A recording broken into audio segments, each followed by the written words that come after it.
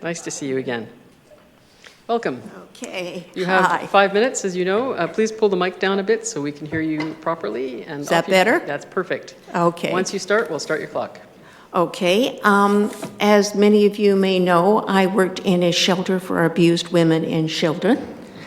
And one of the first things we did in one of our workshops with women is, what is abuse? Because most of the women that came in there, they thought abuse was just physical. They didn't understand all the psychological stuff. And so that was one of our first that we had to do with each one of them. We also would, they say, you're homeless, we'd say, come on in. And what we discovered is that every single one of them that was homeless have left a very abusive situation. Even though they didn't quite recognize it as that. A lot of them just, I got to get out of here. But not everybody was in the position to look after themselves. And unfortunately, with the high cost of living at the moment and the high cost of rent, this makes it very difficult. So if you're in an abusive situation, in many cases, your choice, on the street or continuing living with abuse, in an abusive situation. This is horrible. It is very, very stressful. It affects you physically and mentally. And it also is affecting all sorts of low-income earners because they're afraid they're in a job they don't like, but they have to stick it because they can't lose a day's work because there's no money left over at the end of the day. The rent is just too high. Whereas in the past, when the rent was lower, you could save so that if the situation was wrong, you could move into a new place. You can't do that right now. The cost of living is too high. So it is forcing people to stay in places that they're very unhappy with, whether they're in an abusive situation or not. They're forced to stay there because they can't save. It's just pennies every month to try to put that aside. And this is harming people who want to think of a future and want to believe that they would have a future. This is very, very harmful. And the young people are very affected because they're worried about their future.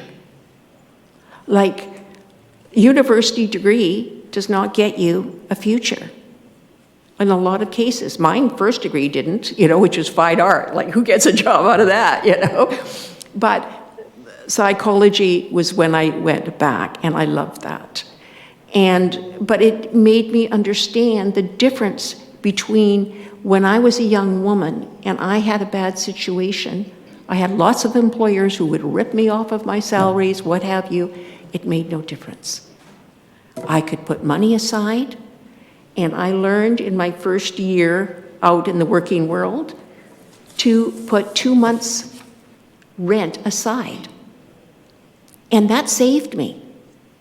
Because abusive situation or abusive didn't make, I'll put up with it as long as I want to. If I get another job, I don't. If I want to, I'll walk out. And that's what I would do. So I did not have to put up with abusive situations in the workplace, but the homeless person and people who are normally working, if they lose their job, they're on the street if you're a low-income worker. Unless you've got family that are going to step in, you're going to be on the street. And this is not fair because we've got people out there that are blaming people on the street as if they're all a bunch of drug addicts, and many of them haven't even touched drugs until they actually ended up on the street.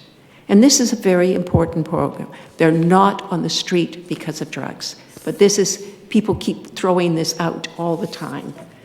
As if they're very negative to the homeless, and I've actually seen people in cars driving by and screaming obscenities at the homeless. I've actually witnessed this. It's not their fault that they're on the street. It's the cost of living plus the situation they're in.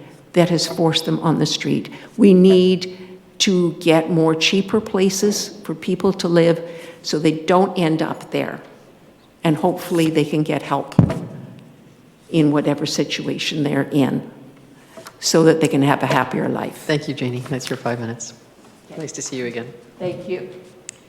Up next is Daryl Williams. Is Daryl in the house tonight? I don't think I saw him.